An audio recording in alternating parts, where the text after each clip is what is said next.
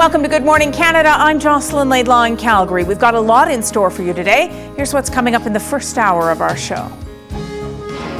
Mail-in rebates, promise of a big savings if you jump through a few hoops. Send me a letter saying that the DVD recorder, the UPC code, is not in my submission. What you need to do to ensure you get your money back. Snooping around Canada's most secretive spy agency. Its targets are secret. Its methods are secret. Its technologies are secret. Insiders speak out about what really happens at the CSE. We were frustrated with the ability to only do 3 joint replacements in a day. A new strategy to reduce surgical wait times in Manitoba. We go inside the OR to find out if it's working. And stocks plummet as income trusts get taxed. Albertans are surprised that this was a Conservative government that moved ahead in this punitive way. Coast to Canadians are reacting, but there is a real anger in the heart of the Conservative West. We'll tell you why people are so upset. That and a whole lot more in our first hour, but we begin with your morning headlines from CTV Newsnet.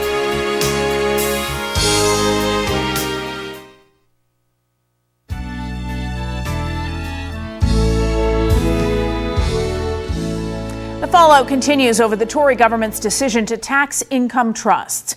The stock market took a huge hit, and every Canadian invested in mutual funds is feeling the loss. While the Liberals accuse the Prime Minister of outright lying, the change is likely to pass a vote in the House of Commons. But some say the Tories will pay a price in Canada's most conservative regions, like Alberta. CTV's Kevin Green reports.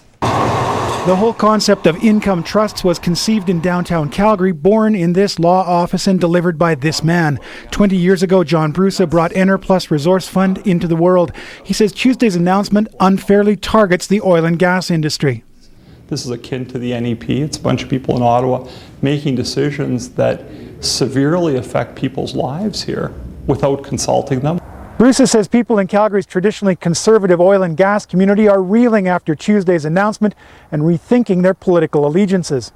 This is why, leading up to the last federal election, Harper promised investors that income trusts would be untouched. We will help them benefit from their own savings and not monkey around with their income trusts. The about-face could cost the Conservative Party money, votes, and according to Globe and Mail columnist Deborah Yedlin, possibly the next election.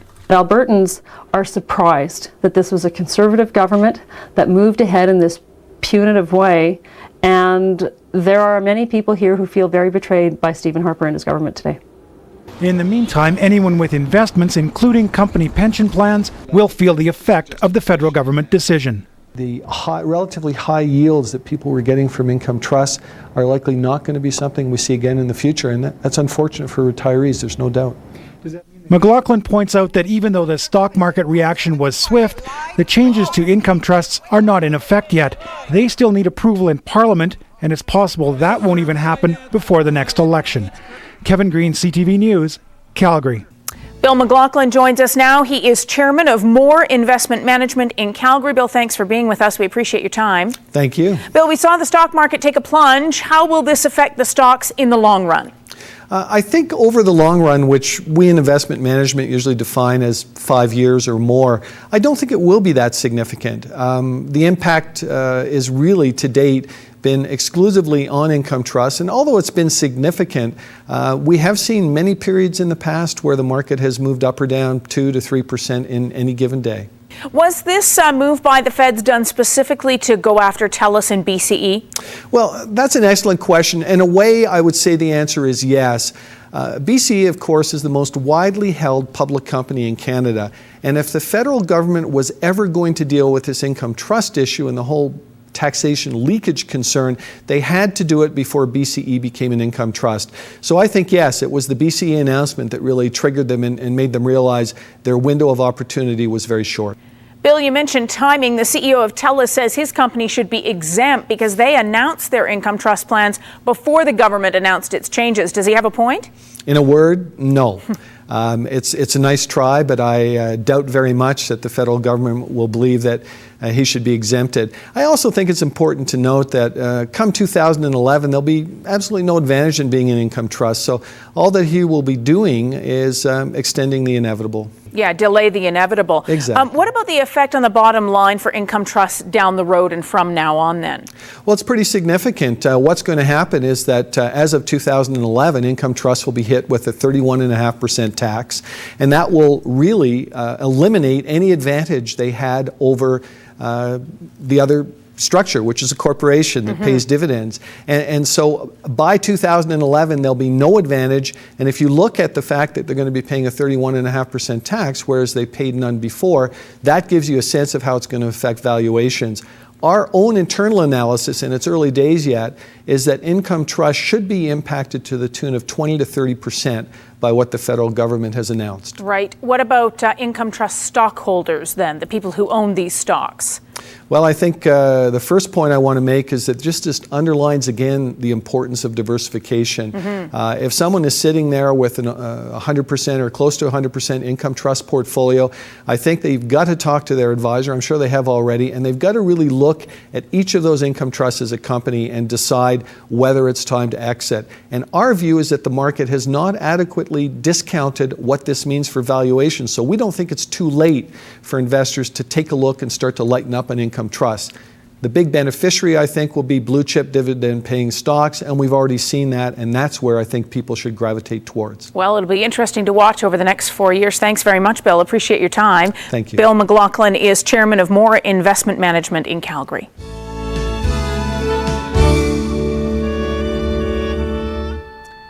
Of course, Alberta's oil and gas industries are driving the province's economic boom and a huge demand for workers.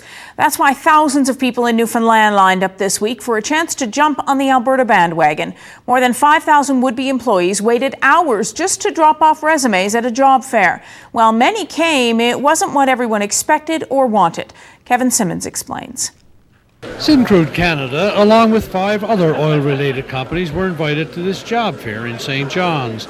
Over 1,000 people responded, causing traffic problems on Kenmount Road. Over the next year, Syncrude alone needs more than that number. We're looking for process operators, power engineers with tickets 4th class and up. We're looking for any professional type people that would be, people that are involved in procurement, in materials and services, accountants and that. So we have a wide range of positions in that we're interested in filling. With all this interest for jobs outside the province, some people here are becoming very worried over the future here at home. There's almost like a void, almost a hopeless situation that's prevailing around in the various communities, and these people are a part of that desperate situation to move out of Newfoundland, and it's terrible because it's the cream of Newfoundland. It's the people that's building new homes or would build new homes. It's the people that buy the cars, the Skidoo. Meanwhile, Cindy Bavis from Mount Pearl saw this opportunity as a chance to better her life and that of her family. That dream fell to the wayside for her. There's no hiring on the spot. They're taking resumes, they're taking them back to Alberta. They want you to be a resident of Alberta in order to be employed. There's not one camp job in there. Once again, they're trying to make fools out of us all. Look at the people lined off here. They're giving out all kinds of information on the radio all week long, and none of it is true. So you're disappointed today? Very disappointed. I talked to people that are out taking in the resumes, and they were saying that this is the only place that they get lineups like this is here in Newfoundland. Why? I mean, here we got all these resources here. We've got nothing. Why? What's the holdup? Why do we keep passing it on and passing it on? There's enough people in this province to keep this province going. We should be the richest province, not Alberta. Some people left here with jobs, while others were unsuccessful. No matter what the individual outcome, many people agree that the volume of people here sends a clear message to government that something must be done to stop the massive drain of skilled workers from this province. Kevin Simmons, NTV News. Coming up, why thousands of Canadian women are having a hard time getting their oral contraceptives. We find out what's behind the pill shortage. And you've heard it before, cover when you cough or sneeze. Now it seems that advice wasn't the perfect cover. We'll show you the best way to cut down on spreading germs and a new way to shorten wait times at Manitoba hospitals. We go inside the OR to see if it works. That's when Good Morning Canada returns.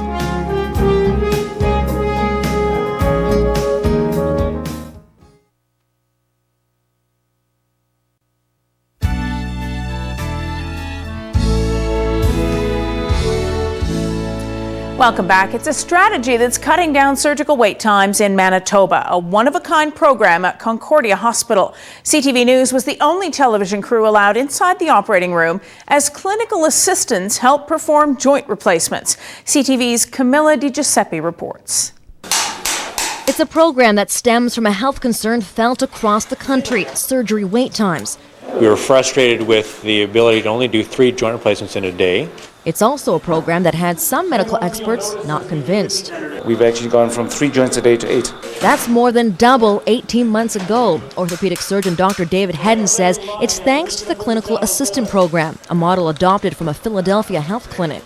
They're able to perform so many different activities that would take up a lot of my time. A clinical assistant performs duties in the OR, which up until now were a surgeon's responsibility. Concordia Hospital can also carry out double room days. They've been doing it this way for a year and a half with no problems. This is the only site in Canada where we have 1 surgeon running 2 rooms. A clinical assistant helps to prep a patient. The surgeon comes in, performs the joint replacement, then leaves. The CA takes care of the rest. So Kerry, who's our clinical assistant here, will close and we'll go to the next room and start the next case. They're ready for us.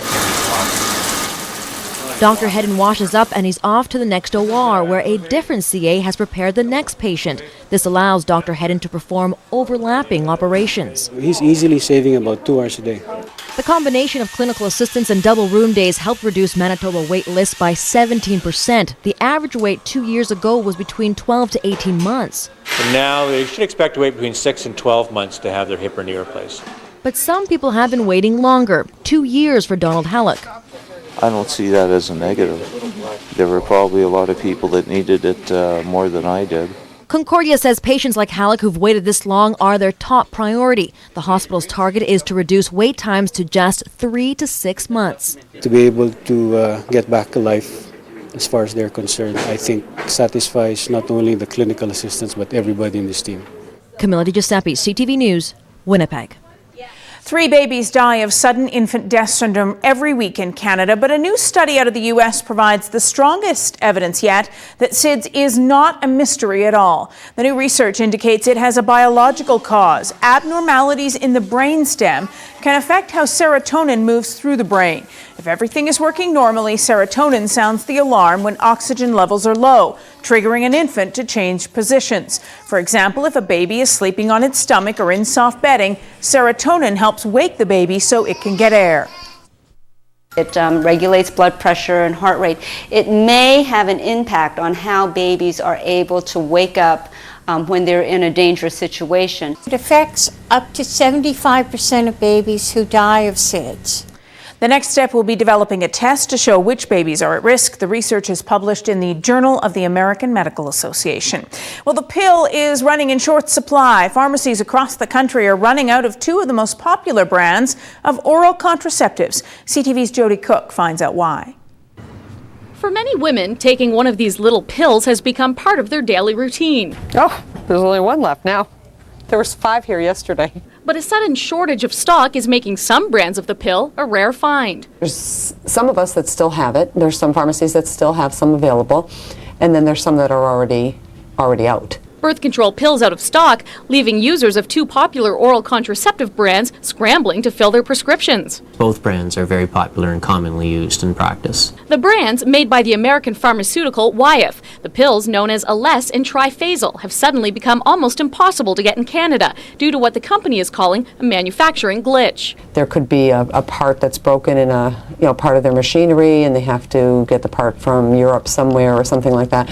Or they can be going through manufacturing difficulties, whatever it might be, if they're going through inspections or something. It remains unclear as to what may have caused this shortage with Wyeth, but they do say it's got nothing to do with quality control, which means those pills that are still on the market are not flawed in any way. You start to get an inkling when if you've ordered a larger quantity and they start to cut you back. Ford says she had to pass those cutbacks on to the consumer by limiting quantities and refills. Now that she's out of stock, she's filling new prescriptions for comparable brands. There can be side effects from changing the pills.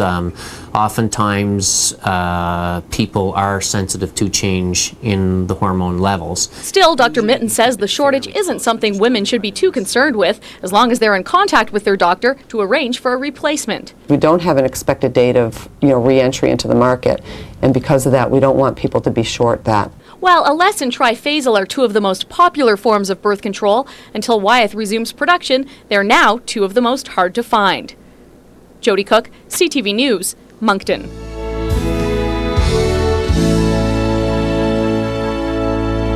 Food retailers are beginning to realize their responsibility in promoting balanced eating. Now, one fast food giant is doing its part. Kentucky Fried Chicken will still be made with its secret recipe, but KFC is dumping the trans fats. CTV's Dana Levinson now on whether the move will make a difference to customers and their health. They're using a new kind of fat to give that old-fashioned KFC flavor. The company's starting to replace its hydrogenated vegetable oil with trans fat-free canola oil. I think it's a great idea. I think it's long overdue. Everybody's concerned about trans fats, so I think it's great that they're doing it. Maybe I won't get a heart attack at 80, but maybe I'll get one at 90. Either way, I'll still be coming here.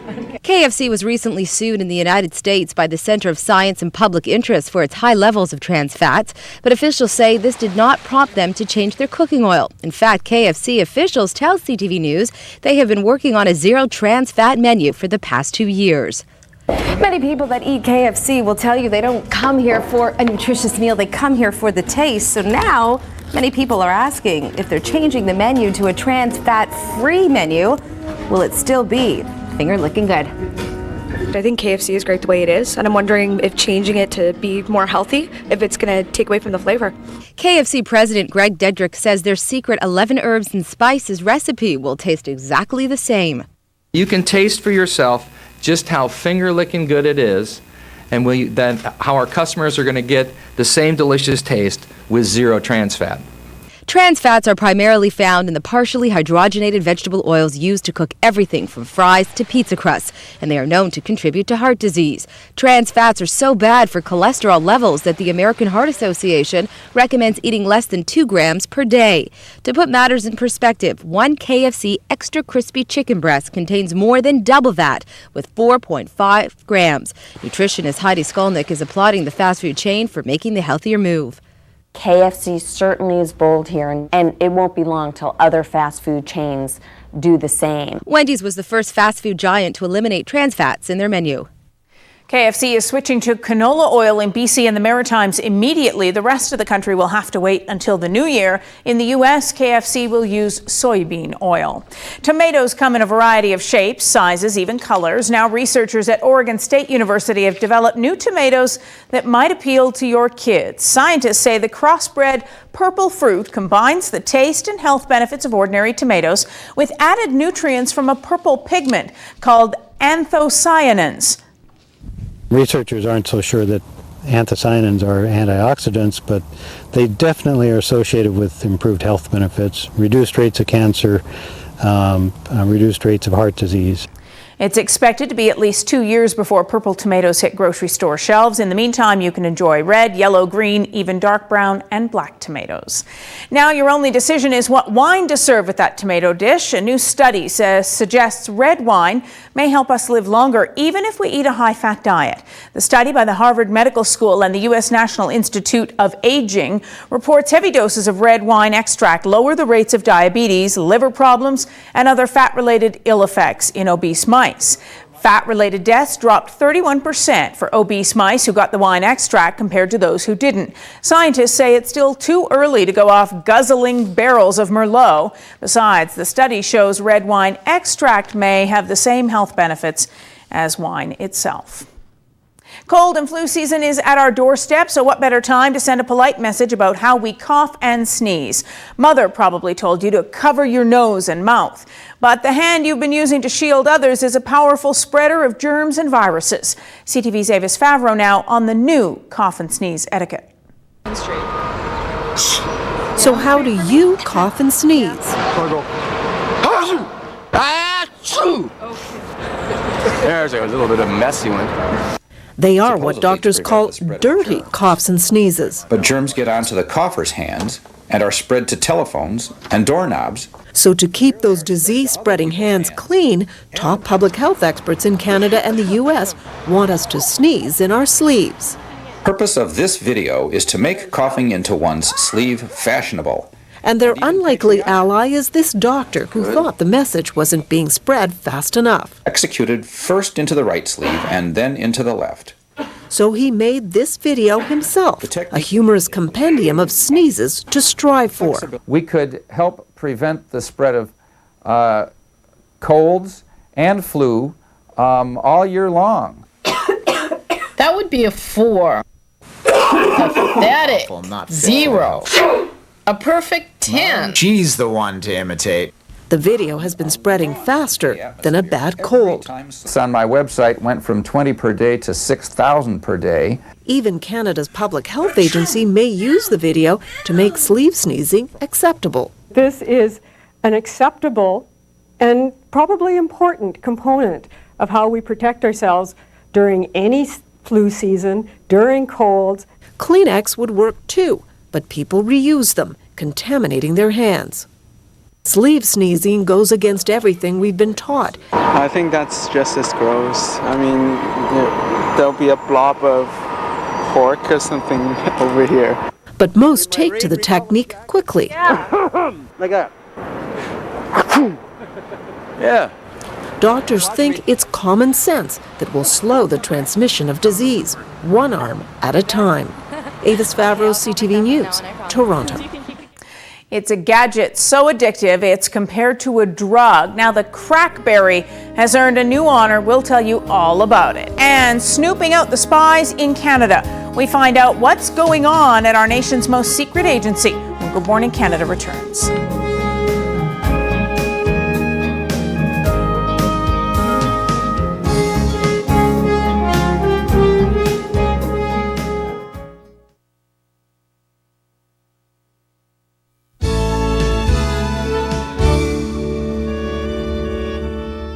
Canada's spy agencies have always managed to stay out of the spotlight, especially the Communications Security Establishment, or CSE. CTV's Todd Vanderheyden does a little snooping of his own to find out more about Canada's most secretive spy agency.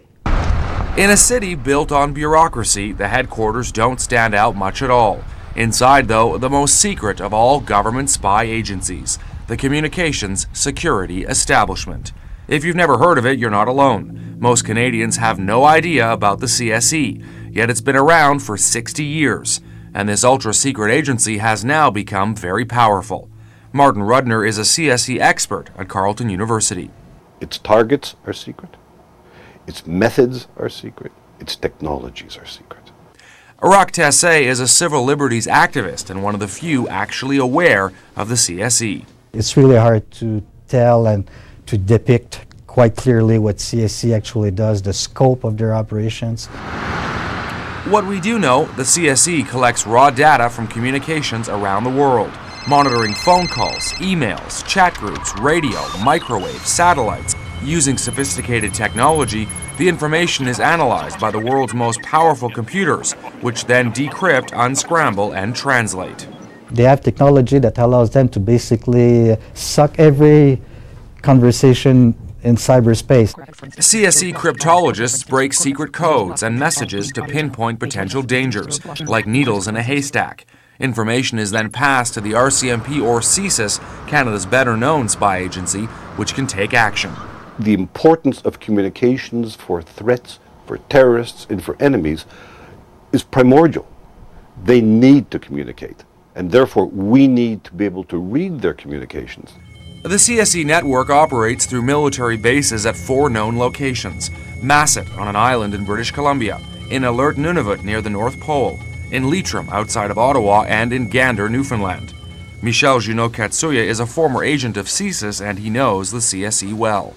The most secretive organization in Canada. It was the most guarded secret in the most guarded place. But the CSE is only one member in a global partnership once known as Echelon. Born after World War II, the network includes Canada, the United States, the United Kingdom, Australia, and New Zealand. Each country has its own CSE equivalent. All are interconnected, eavesdropping worldwide and sharing information. The National Security Agency, or NSA, in the U.S. is the senior member. For 3 months, we tried to talk to the CSE. In September, they did give us a tour inside of their facilities without our cameras, but then apparently got cold feet for the sit-down interview. Eventually, they stopped returning our calls. And getting answers isn't easy. One thing is clear, though. The CSE's powers have expanded dramatically since 9/11. According to government records, in 2001, the CSE's budget was just $140 million. Next year, it will be $220 million, or an increase of 57%. Staff levels have also jumped from 950 in 2001 to 1,650 by next year, a 65% increase. And yet the only real reference to the CSE's actual existence is buried in the back of Bill C-36, Canada's anti-terrorism law. 200 pages long, and you'll find just 3 about the CSE. In the shock of 9/11, this huge law did pass quickly in 2001 with little debate. Jean-Paul Brodeur is a national security expert at the Université de Montréal. The whole legislation was pieced together in a matter of weeks. Yet the law has a major impact on the power of Canada's spy agencies, and some people are raising the alarm about what the CSE is really up to. It's a snooping organization which can intercept and collect information from Canadians. The vast majority of Canadians have no serious concept of just how much their rights have been affected. Affected, and some say violated, because the CSE now has the right to listen in on the private communications of Canadians. Todd Vanderheyden, CTV News. Coming up a little later on Good Morning Canada, part 2 of Todd's report, why some say Canadians should be concerned about how the CSE is operating. A new report by an international rights group says Canada is one of the top defenders of privacy rights. London-based Privacy International ranked 37 countries. Canada was at the top of the list of non-European Union nations. The United States was right in the middle, while China was rated the worst for protecting citizens' privacy. Germany topped EU countries but tied Canada overall. The UK rounded out the bottom of the list, labelled as an endemic surveillance society, thanks in part to its thousands of video cameras in public places. The study ranks countries on various privacy-related issues, including having privacy enshrined in the Constitution, the use of identity cards, biometrics, and electronic surveillance. Canada received a top score for its legal limits on the keeping of private data.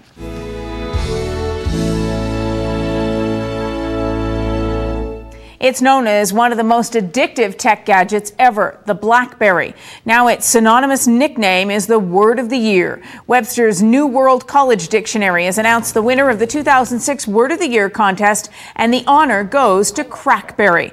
It has multiple meanings, like the action of thumbing keypads on handheld devices, but it also denotes the device itself, referring to the addictive pull of the BlackBerry and the addicted user.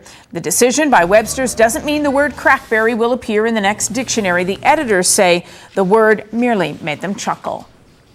Maclean's Magazine's annual university rankings are out, and a new school sits at the top of the list. The magazine named the University of Alberta in Edmonton as the country's best overall school. It's the first time the U of A has taken top honors. The University of Toronto is ranked best for medical school, while the University of Guelph is listed as the best comprehensive program.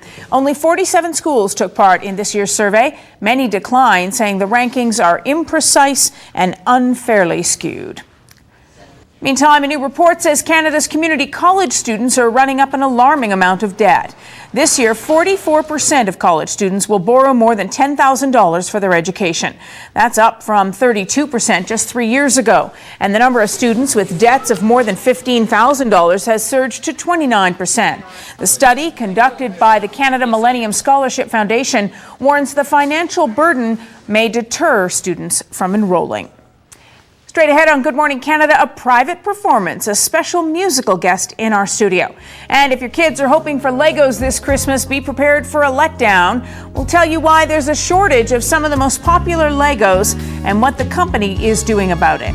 And the rebate debate, what you need to know to make sure you get that cashback mail-in rebate that could save you big money. Stay with us. Good Morning Canada returns after this short break.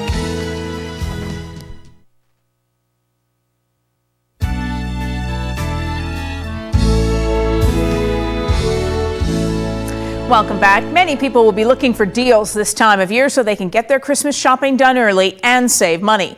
Often those deals come with mail-in rebates. As CTV's Chris Olsen reports, there are a number of important things you should know when filling out those rebates.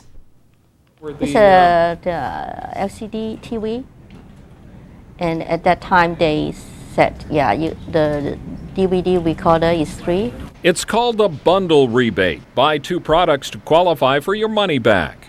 But you need to send the UPC code of both the TV and the DVD recorder, and then you'll get a check in the mail. Patsy Chan sent in all the required information to get her $200 rebate. The UPC codes, a copy of the receipt, and the official form. Then came the bad news. Her claim was being rejected. I was really mad. He sent me a letter saying that the DVD recorder, the UPC code, is not in my submission, and that's why they cannot honor my request. But I did put everything in there as they request. Rebates are common throughout retailing these days. At Best Buy, where Patsy bought her TV, they have some tips for shoppers. Make sure that you do actually make a photocopy of everything that you do send in for your records, right? Just in case it might get lost in the mail. Patsy had done that, and it paid off. Sony accepted her claim after Best Buy stepped in and confirmed the purchase. She's getting her $200. Here's another tip. Read the instructions very carefully. There's no standard rebate. I wish there was, but every manufacturer is different, and it really depends on the manufacturer. That's why, again, it's very important that they look at and read every instruction on there, making sure they check it off, that they have included every bit of information that's required. Best Buy prints the instructions along with a copy of the receipt, so you can keep your original for your warranty. If the customer clearly reads and follows those instructions and does wait for the period, they will receive their rebate. If you aren't getting a rebate, Best Buy's rebate policy says to contact the manufacturer first. And if you don't receive a response in 48 hours, then email or call Best Buy's toll-free customer service line. Remember, rebates take time, 6 to 8 weeks usually, longer during busy times of the year like the Christmas season, so be patient, but stay on top of it. Until next time, I'm Chris Olsen on your side. Now, to try and track your rebate, you can go online to a website. It's called where'smyrebate.com. There could be some disappointed kids this Christmas. Lego is having a hard time keeping up with demand for its popular plastic blocks. The Danish toy maker says some of its most popular products are already sold out. The Lego shortage is blamed on the company's restructuring of production and staff over the last few years. The changes have slowed manufacturing of numerous Lego toys, including the popular Lego City, Star Wars, and Lego Technic sets. Now, coming up a little later, we've got Lego alternatives. We'll look at some of the other top toys this holiday season. And coming up, your morning headlines from CTV Newsnet. When we return a little later, Buffalo Cheese, a BC farming family, struggles to get a new product onto store shelves. We'll explain why an immigration problem is holding them up. And we'll have a special musical performance from an up-and-coming star. Chris Jans plays us a tune from his new CD when we return.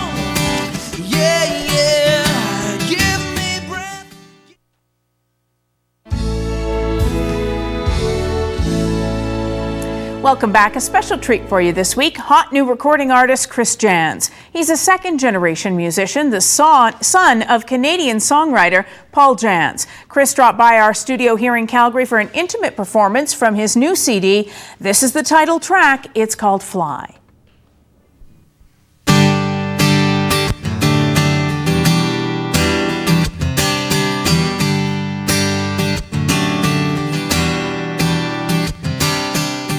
How many empty nights are you gonna put yourself through until you learn how to dream?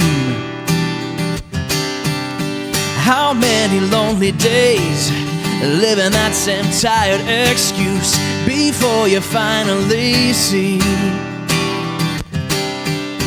Just maybe the right time, baby, is right now, right in front of your face. One shot, one chance for you to turn it all around and fly away.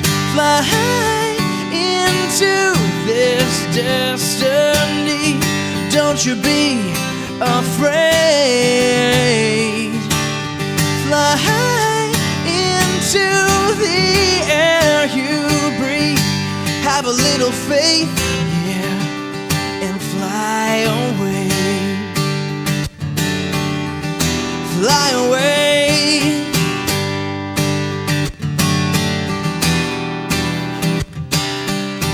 How many years gone by have you wasted telling yourself there's never gonna be much for me? No. Don't you think it might be time to pick your heart up off of that shelf? Take a look at who you could be. Yeah. Just maybe the right time, baby, is right now, right in front of your face. One shot, one chance for you to turn it all around and fly away. Fly into this destiny. Don't you be afraid. Fly into the air you breathe. Have a little faith, yeah, and fly away. Fly away to a life worth living. Fly away. This time, baby, it's the beginning. Fly into this destiny.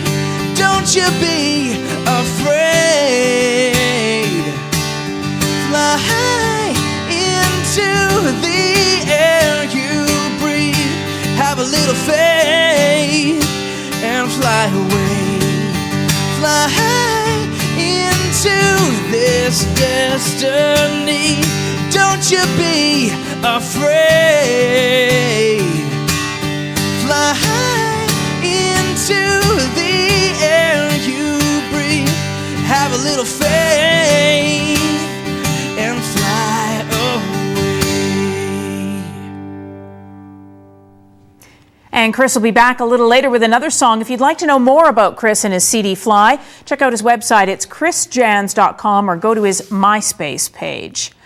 First, they faced tragedy from the mad cow scare. Now another setback for some well-meaning BC farmers. See why their dairy product is so unique and find out why they're fighting Ottawa to help get their milk on store shelves. And 4 people died in the Sullivan mine near Kimberley, BC. Now the official results of the official investigation. We'll tell you what they're doing to prevent another tragedy there. We're back in a moment.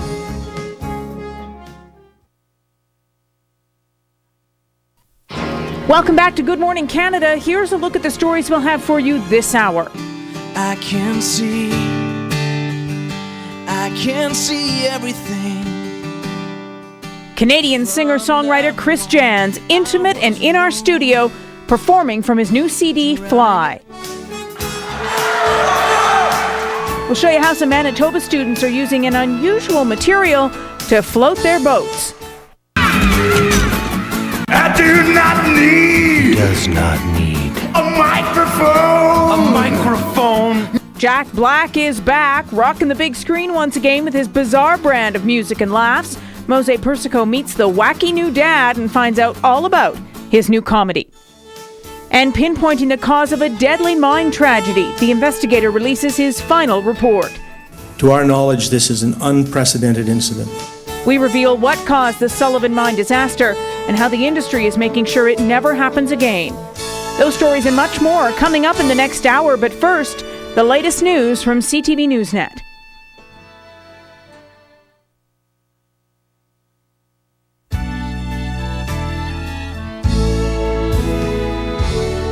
Poor training and a lack of oxygen are being blamed for a deadly mine tragedy in Kimberley, BC in May. 2 mine employees and 2 paramedics died. Now the investigators' report is out, and officials say steps are being taken at the Sullivan mine to prevent a similar tragedy. CTV's Kimberly Davidson reports. From the 18% breathing BC's Chief Inspector of Mines offered up his report on what caused the deaths of 4 people at Kimberley's Sullivan mine earlier this year. To our knowledge, this is an unprecedented incident. It was the oxidizing of waste material in a covered pit that depleted oxygen in the air. That oxygen-depleted air traveled from the covered dump through a water collection pipe and into the water sampling shed. It was breathing in that oxygen-depleted air that caused the deaths of water samplers Doug Erickson and Robert Newcomb and EMS workers Kim Weitzel and Sean Currier. We've never come across this before. It was an accident that we had no expectation of, and we didn't see it coming. The report goes on to say that when the first paramedic arrived, Kim Weitzel thought she was responding to a drowning. When she succumbed, it was a lack of hazard recognition training that caused her partner to go into the shed after her. Sean Currier did what I think 99% of the people in the world would do, and that's saw his partner go down and went to render assistance. No family members of the victims wanted to speak on camera today, but it has been admitted that there are concerns regarding this report. Some of those concerns revolve around the actions and testimony of the surviving contracted employee who was on the scene that day. Others, that Tech Kaminko and its contractors failed to follow call-in and sign-in procedures that would keep tabs on employees. The Chief Mines Inspector has indicated quite clearly in his report that he does not believe that failure by the company had any bearing on the loss of these 4 lives. While the mining inspector's report has concluded, the BC Coroner's Service is still investigating and could still call for an inquest at some point in the future. Kimberly Davidson, CTV News, Cranbrook. The report also made several recommendations about safety and training procedures for miners and emergency responders.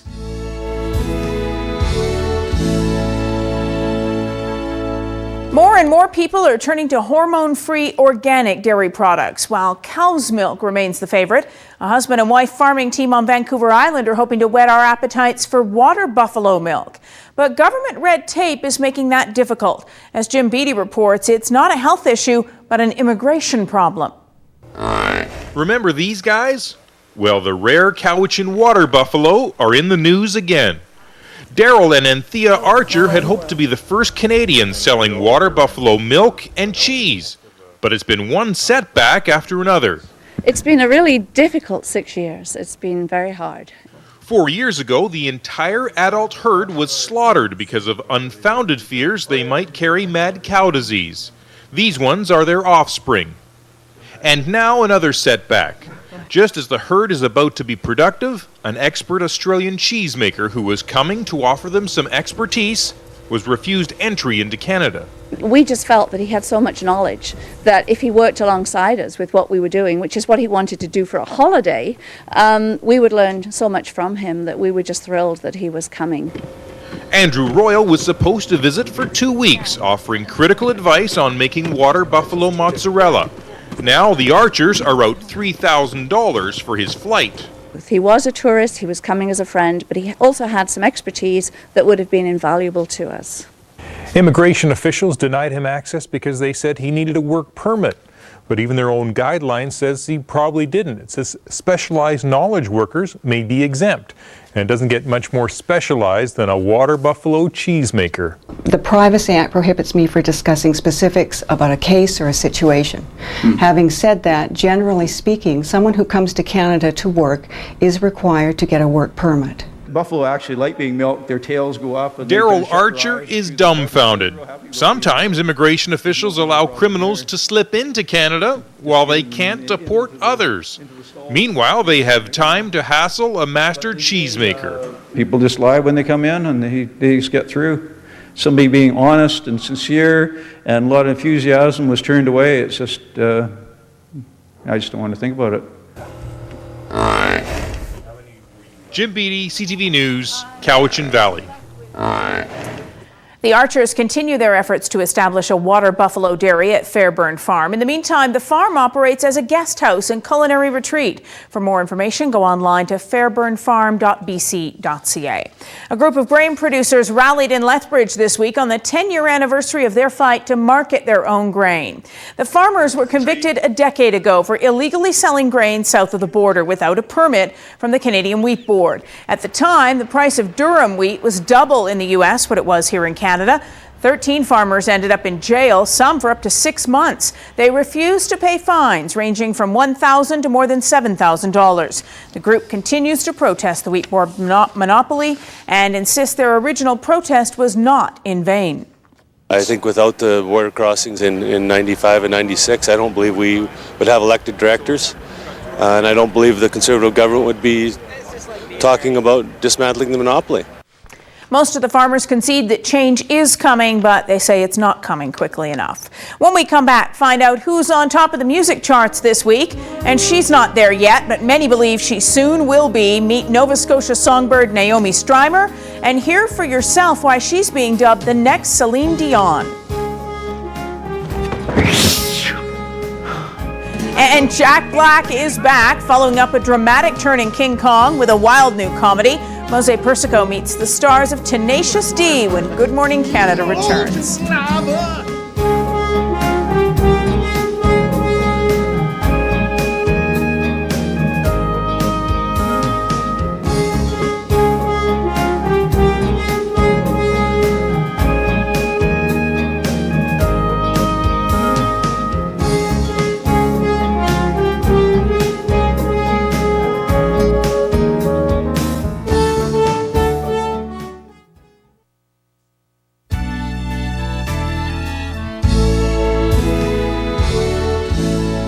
He's made his mark in Hollywood as a gifted but manic performer with a wild sense of humor and a penchant for rock and roll. Now, after years of planning, Jack Black brings his musical story to the silver screen. His latest flick is about his own rock band, Tenacious D. The film opens later this month, but Good Morning Canada's Mose Persico got a preview of this bizarre comedy, and he sat down with the stars.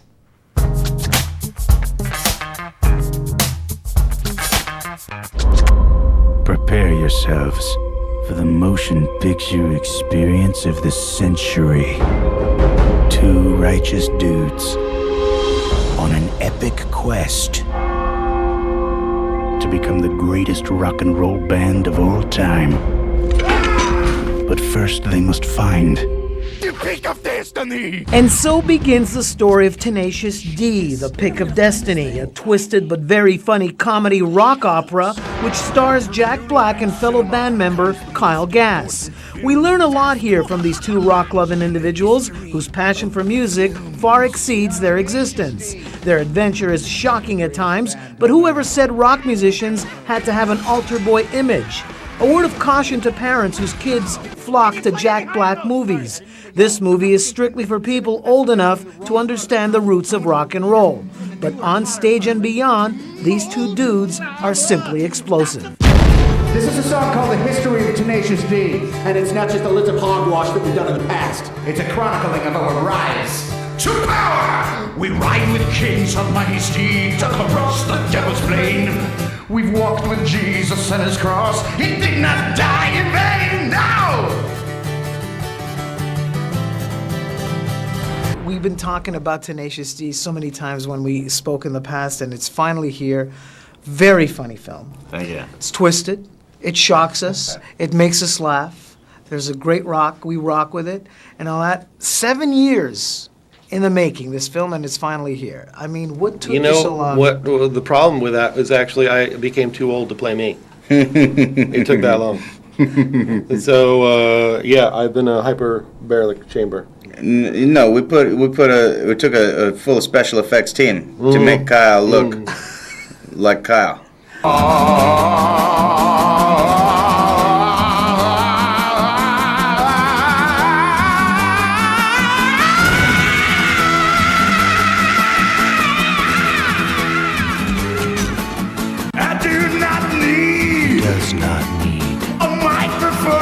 What makes it work is like there's a wonderful story.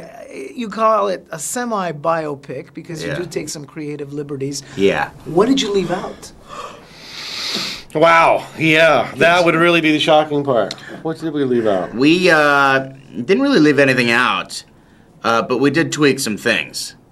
In the movie, I am raised in a very strict fundamentalist Christian household, And in reality, I was raised a Jewish boy. Well, that's pretty close. Yeah. Close. And my parents actually were very supportive of my rocking. They never discouraged me. But in the movie, they were very like, no rocking allowed! Because you need to you have obstacles for drama, you know. And Kyle, your parents in the movie were quite supportive, sir, for some time. Yes. I mean, with the checks coming in for the rent and all Yes, that. Mom, that was very accurate. I definitely had some lean years, and there was some tough phone calls.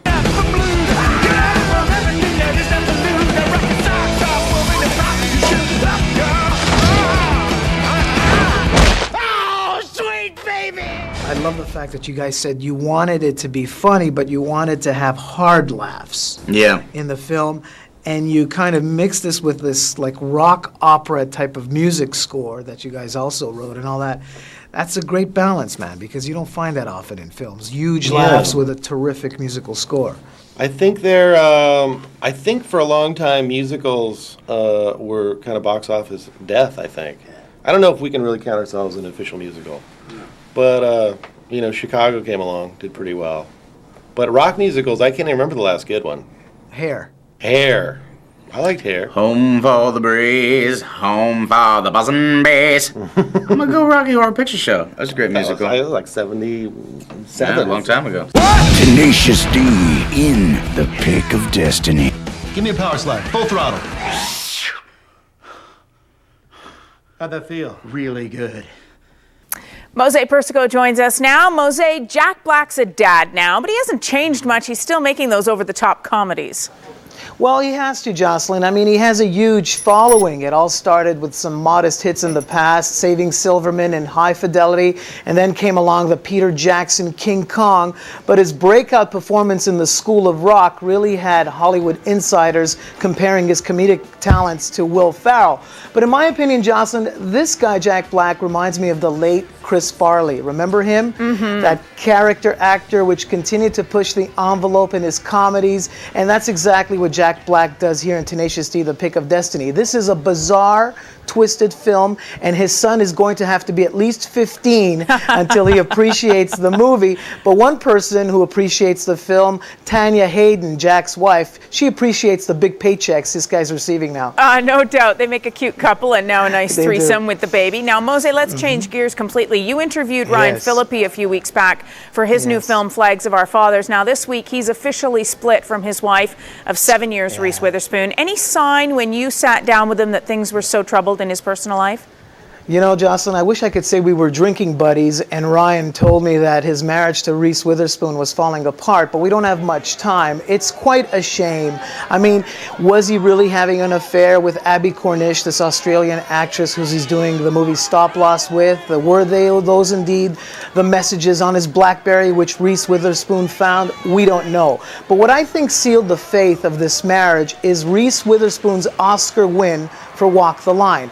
How many times do we see this in Hollywood where Hollywood couples, if one of them wins the Oscar, the relationship falls apart? Yeah, is there a curse? Do you think there's a curse? I mean, there's proof. Kim Basinger, Alec Baldwin. She wins for LA Confidential. That marriage disintegrates. Julia Roberts, right? Julia Roberts' engagement to Benjamin Bratt, that's right. Although there was a Montreal cocktail waitress that had a lot to do with that breakup, but you're right. She won for Erin Brockovich. Or how about Hilary Swank? Right. Twice she wins for $1 Million Baby. Chad Lowe bites the bullet. But you know what? There are some success stories with regards to Hollywood couples in Hollywood. My favorite one, Paul Newman and Joanne Woodward. Oh, yeah, they keep going strong. They've been married for what? Yeah, going strong 40 years. And my favorite couple, they're not married, but I guess you can call it common law, Susan Sarandon and Tim Robbins. Love them. Both Oscar winners, love them. They both won opposite Sean Penn. So, you know, who knows? But it's a real shame because the kids are so young. You know? Well, we wish both parties well and much happiness. Very briefly, what can we expect next week? Well, we'll definitely have a movie review of Deja Vu starring Denzel Washington, but I may be off to Mexico to cover the Hualto Food and Film International Festival. If I get there, I'll try to beam you some pictures from Mexico to tell you what that's all about. If not, I'll be back here talking to you. All right, well, if you get to Mexico, beam me some tacos, would you? I'll bring you a bottle of tequila because they tell me you love tequila. Oh, yeah, right. Sounds fun, Mose. Have a great week. We'll see you next time. Okay. Bye-bye.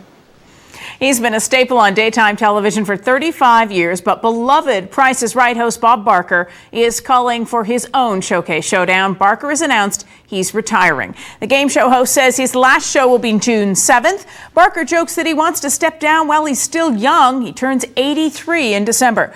Barker says the search for a new host has been going on for 2 or 3 years already. The Price is Right is U.S. television's longest running game show. More than 5 million people tune in each day. Well, the name Naomi Streimer may not mean anything to you right now, but give it a month because that's about to change. Streimer is a Nova Scotia native with a big voice and an even bigger desire to make her mark. And by most accounts, including some of the biggest names in music, Streimer is on the brink of something spectacular. As CTV's Jed Kahane reports, she's being hailed as the next Celine. She's just 23 years old, but Naomi Streimer's already creating the kind of buzz most veteran musicians only dream of.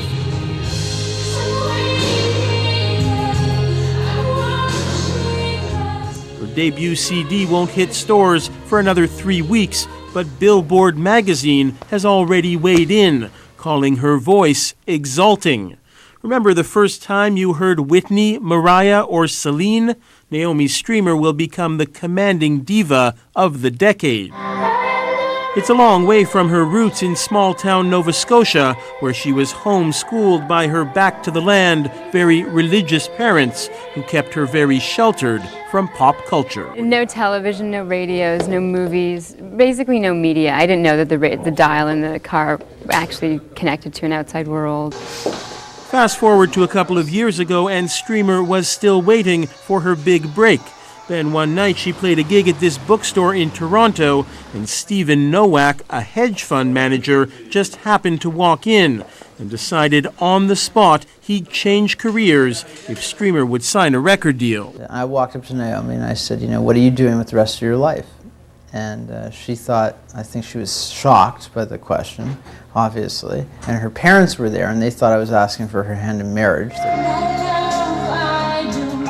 He wasn't the only one to fall for her voice. That's Grammy Award winner Carlos Santana playing guitar on her new CD, the kind of endorsement few artists ever get. More than anything, I feel a force of compassion, a force of hope.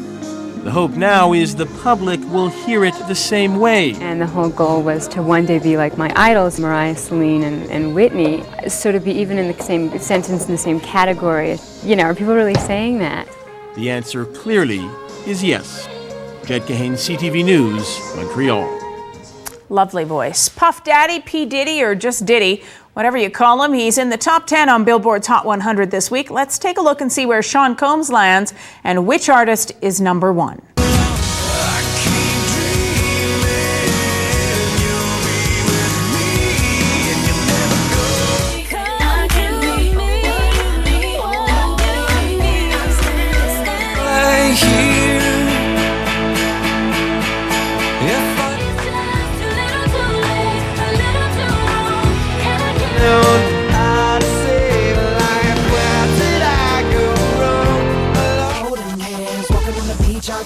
I can see us on the countryside, sitting on the grassland side. Yeah. The motherfucker don't know how to act. Yeah.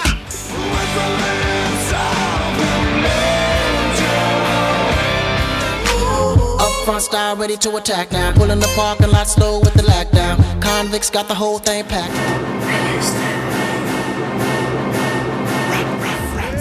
I'm a member of the BBC, the original breadwinner of DTP, and you the center of attention that's distracting the swarm. Here's a look at the top 20 albums in Canada this week.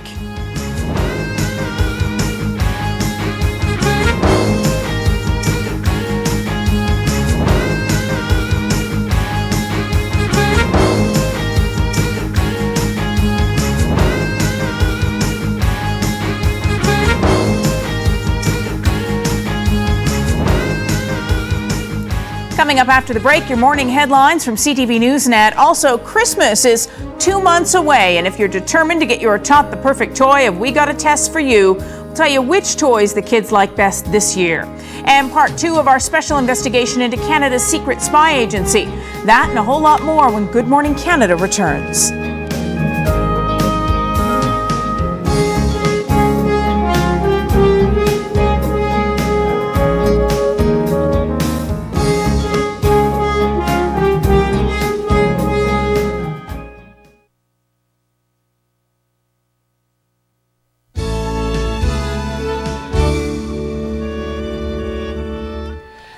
Communications Security Establishment, or CSE, is the most secret spy agency in Canada. Most Canadians have never heard of it, but since 9/11, its powers of surveillance have grown dramatically. That's why some are sounding the alarm over what the CSE is really doing. In the second of a three-part special report, Todd Vanderheyden continues his investigation. Platoons of Canadian troops patrol the countryside of Afghanistan every day. They're part of NATO's operations near Kandahar to stabilize and rebuild the country. The so-called Toronto terror plot. More than a dozen people are alleged to have planned a terrorist attack in Canada using chat groups to communicate. In Iraq, 2 Canadian aid workers were held hostage for 4 months before being rescued by an international team of commandos. These events have all had widespread media coverage. What doesn't get any attention, though, is the role the Communications Security Establishment played in each one.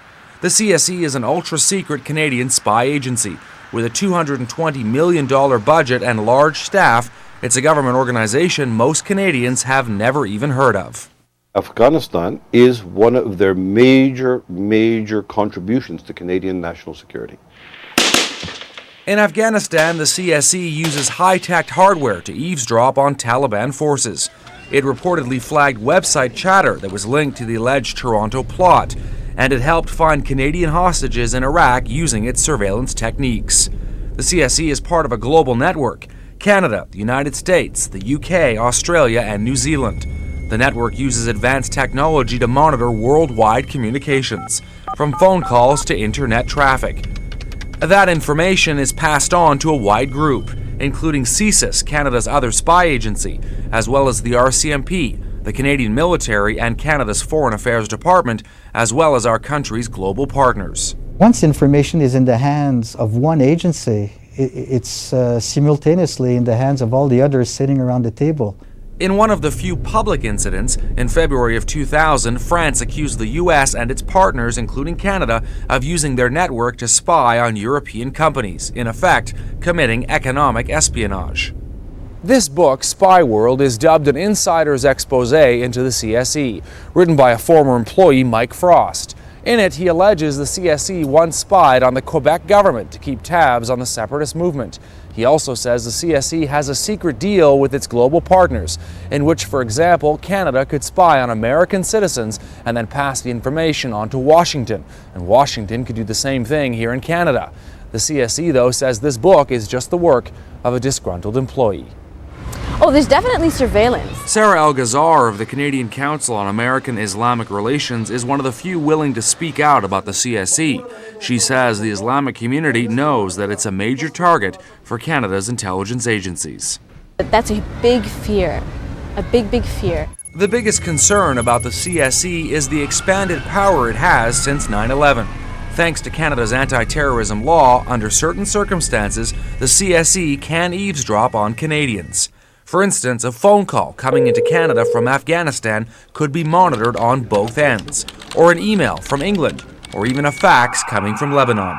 It could be as general as wanting to listen in on all communications from a given country, let's say from South Lebanon, for instance. That could involve tens of thousands of communications. By law, the CSE can get an authorization from the Minister of National Defence, which can allow them to intercept communications that involve Canadians. A warrant from a judge is not needed. The CSE also helps the RCMP and CSIS in their field operations, which can include surveillance. Warren Allman was a cabinet minister in the Trudeau government and has serious concerns about the CSE. It's become quite a scandal because a lot of innocent people have been caught up and had their phones tapped, their privacy interfered with, and that's our main concern with the CSE. Civil rights groups have long said the Anti-Terrorism Act, rushed through after 9/11, is too vague. If you think mistakes aren't made, think again. Maher Arar is just one recent example. Detained by the United States and tortured in Syria based on faulty Canadian intelligence that wrongly connected him to terrorists. And if you have a lack of accountability and you don't have the proper experience on hand, you can make those tenuous connections and you can have a whole lot more Maher Arars in Canada, and that's something that's really scary. Todd Vanderheyden, CTV News. Privacy activists and human rights groups say the public needs to know the CSE could be eavesdropping on the phone calls and emails of Canadians. Next week, the third and final installment of our investigation into Canada's spy agencies.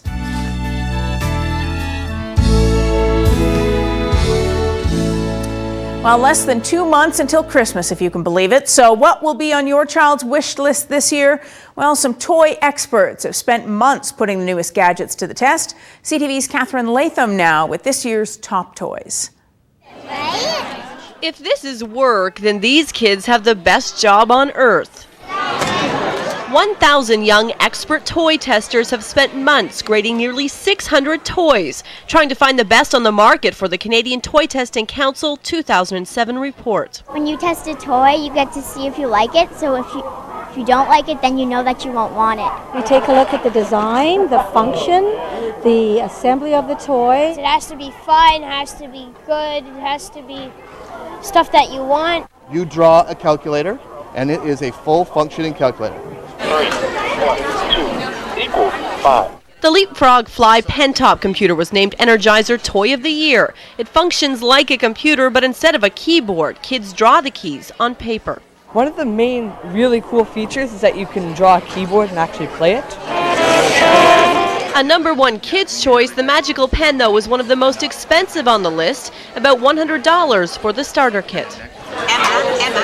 More virtual games made the top 10, like Webkins, Adopt a Pet, and the VTech Jam and Gym class. New designs of old favorites made the list, like the Lego Exoforce, selling for about $150, Kletz's paper-stained glass, the Zureka family game by Cranium, and the Magtastic set from Mega Bloks for kids 3 and up. The Fusion scooter gets a thumbs up from kids, and parents feel it's safer with 4 wheels. It's really, really awesome. It's got jumps and stuff you can do with it. These expert opinions could make holiday shopping a whole lot easier. Jocelyn Laidlaw, CTV News, Ottawa. And you can check out the full toy test report at toy-testing.org. A BC scrapyard worker got into the boxing ring last Saturday night with an opponent 18 years his junior. But as you're about to see, the real story is about the man who wants to make a difference after making too many mistakes in the past. CTV's Kathy Kovacs reports.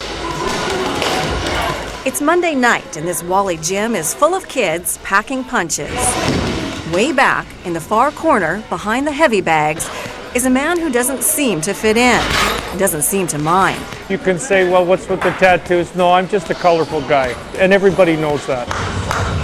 18 months ago, this kind of workout would have been next to impossible for 45-year-old Ron Totter. I was fat and I was big.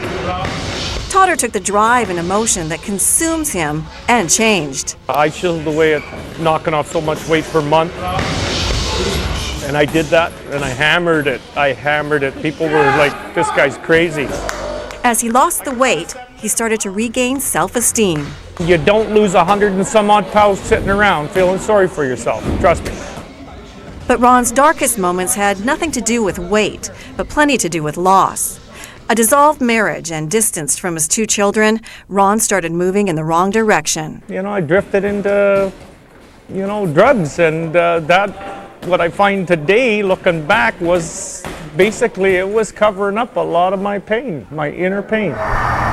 He hit rock bottom 4 years ago after he hijacked a truck and plowed into an innocent driver. Tweaked out, basically, and I crossed the white line and hit a gentleman head on in a pickup truck, and he died. Instantly, he became a villain in the small town where the accident happened. They would have just as soon hung me outside the courthouse. He was convicted of dangerous driving causing death and spent a year in jail. Alone, he vowed to change his ways after affecting so many lives. I think about the man, but I think about the family more because they're living.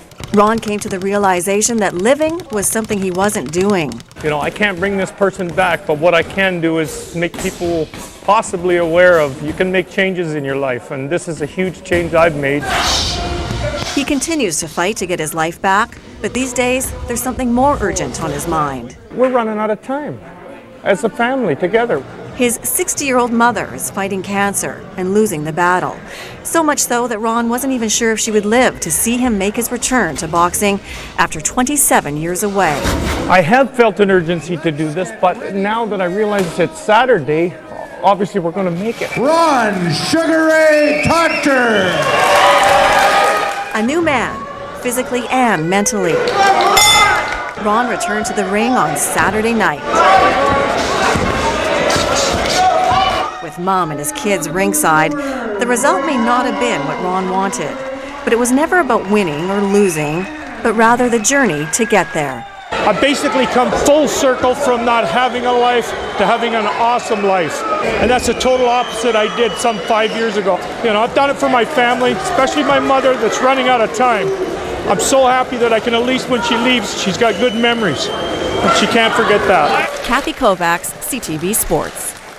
A terrific story. Coming up, Chris Jans returns to perform another song from his new CD. Also, long and flirty lashes, not your own, but not fake either. They're the new must-have cosmetic surgery. And the Calgary Stampeders take on the Rough Riders on and off the field. How Gaynor the Gopher mascot is taking a beating. After the break.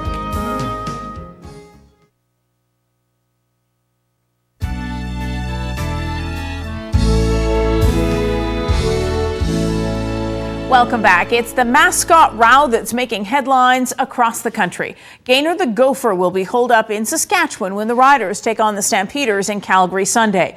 The giant rodent has been banned from the field at McMahon Stadium for fear he'll whip the fans into a frenzy. As CTV's Wayne Mantika reports, Gaynorgate is even drawing politicians into the debate. But banning Gaynor the Gopher? There were cries of outrage from the Saskatchewan legislature when politicians learned that Gaynor the Gopher isn't welcome in Calgary. Mr. Speaker, the entire province is incensed, and rightfully so. The Saskatchewan Rough Riders' beloved mascot has been banned from McMahon Stadium for this weekend's semi-final game. Saskatchewan's premier clutched a photo of Gaynor as he denounced the Stampeders' decision. My first reaction is surprise. My second reaction is this is just dumb. The Stampeder organization is worried Gaynor could whip Rider fans into a frenzy. The Sunday game is sold out, and it's expected up to half the crowd could be wearing green and white. Stamps President Ted Hellert has issued a written statement saying, "Our fans have earned the right for us to be led on the field by our own mascot, without competition from Gaynor. We expect plenty of noise from the Saskatchewan fans, but Ralph will have his job cut out trying to help us maintain home field advantage." Banning Gaynor may have only added fuel to the fire. I don't know if it'll help keep the crowd calm. I think it may actually fuel the rider passion. It's happening already. Well, I just think it's stupid, but it's kind of a Calgary thing, so. As the Rough Riders enter McMahon Stadium Sunday, an entire province is now counting on its team to win one for the Gopher. Wayne Mantika, CTV News, Regina. Now, late this week, Alberta Premier Ralph Klein waded into the fray, saying he supports the Stamps' decision to keep the Gopher off the field. The Stampeders now say the 6-foot rodent is welcome to sit in the stands like any other Riders fan. They've even offered to buy his plane ticket, but Gaynor has turned down the offer. The Gopher says he'd rather stay home. There are a lot of materials you can use to make a boat. Some are built with wood, others steel, but now some Manitoba high school students are using cardboard. CTV's John Hendricks finds out why. Rip off a little duct tape, slap a lot of contact cement onto some cardboard, and in the end, you'll have a boat capable of floating on water. Well, you will if your calculations are correct. Lots of math that kept telling us that we were wrong with our design. Getting a proper design is the entire point of this exercise. These high school students are in the first ever Skills Canada Manitoba cardboard boat race. It's supposed to show the kids the benefit of working in the skilled trade and technology sector. It might also end up showing who the best swimmers are. We got farther than I thought we would. We floated for a bit, which is good. You're expecting a few of them may go down with the ship. Yeah, we are, a few, but we're hoping that a few will make it through. But as boat after boat went under, some began to wonder if any boat would make it across. The answer is yes. Slowly but surely, cardboard boats floated across the wide length of the pool. It wasn't always pretty. There's a successful competition. But everyone had a great time making the attempt. John Hendricks, CTV News, Winnipeg. Millions of eligible voters won't bother to cast a ballot in next week's midterm elections in the United States. But in one state, voters have a million reasons why they should. Voter turnout in Arizona is so low, there's a proposition calling for a lottery to award $1 million to a random voter.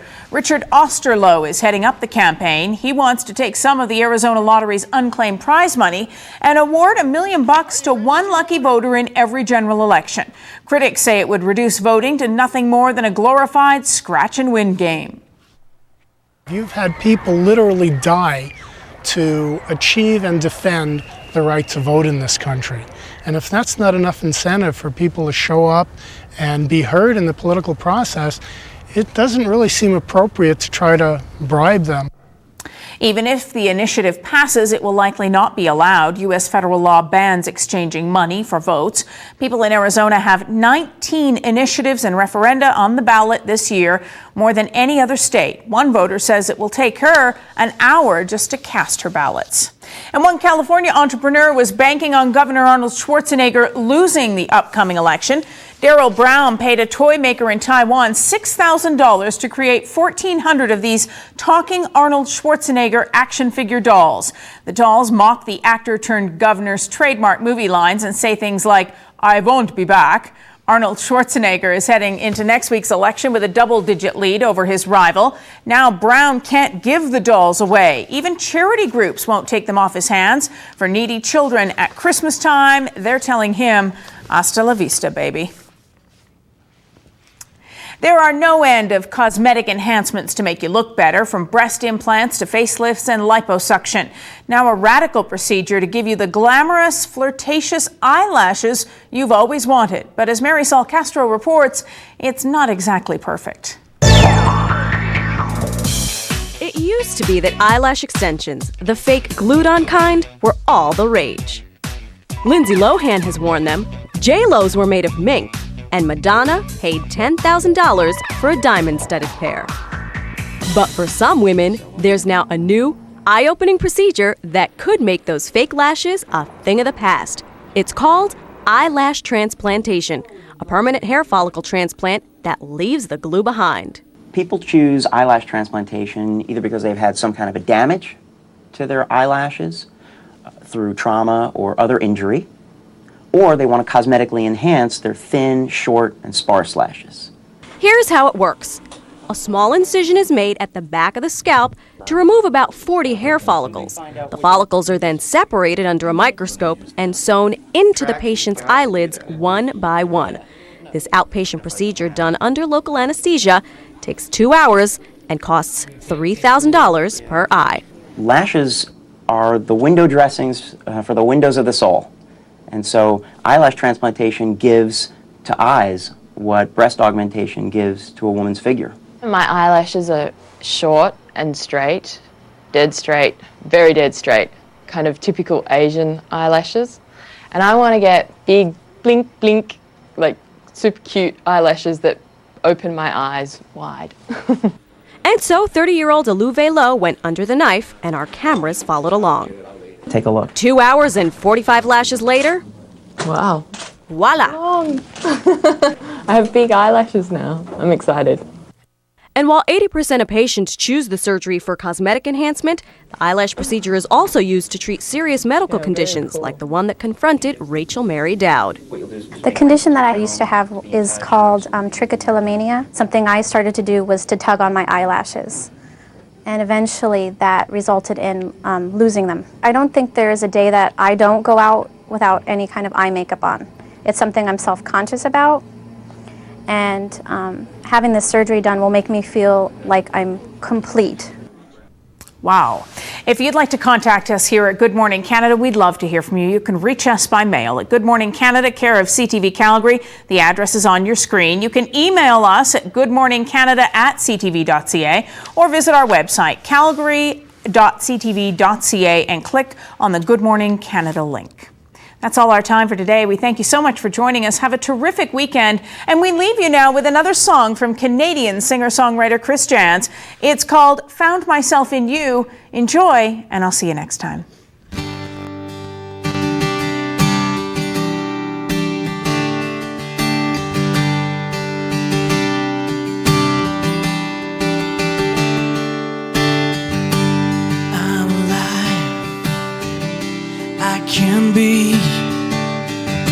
I can be anything. From now on, I'm alive. I can see everything. From now on, I was alone, drowning in an emptiness. I was alone till you were here. Give me breath, give me life, open heaven tonight. Like the sun after rain, like a dream come true. All this world, all this time, I've been waiting to find. And I have finally found myself in you. Da-da-da-da-da. I'm amazed, I'm undone. Am I breathing at all? Lost in you, I'm amazed. It's just begun. I'm just starting to fall. So in love, beauty and grace, everything and more to own. Deep in your face, I find that give me breath, give me life, open heaven tonight. Like the sun after rain, like a dream come true. All this world, all this time, I've been waiting to find. And I have finally found myself in you. In the shadow of you, I am home. In the shadow of you, I'm not alone. Yeah, yeah. Give me breath, give me life, open heaven tonight. Like the sun after rain, like a dream come true. All this world, all this time, I've been waiting to find. And I have finally found myself in you. And I have finally found myself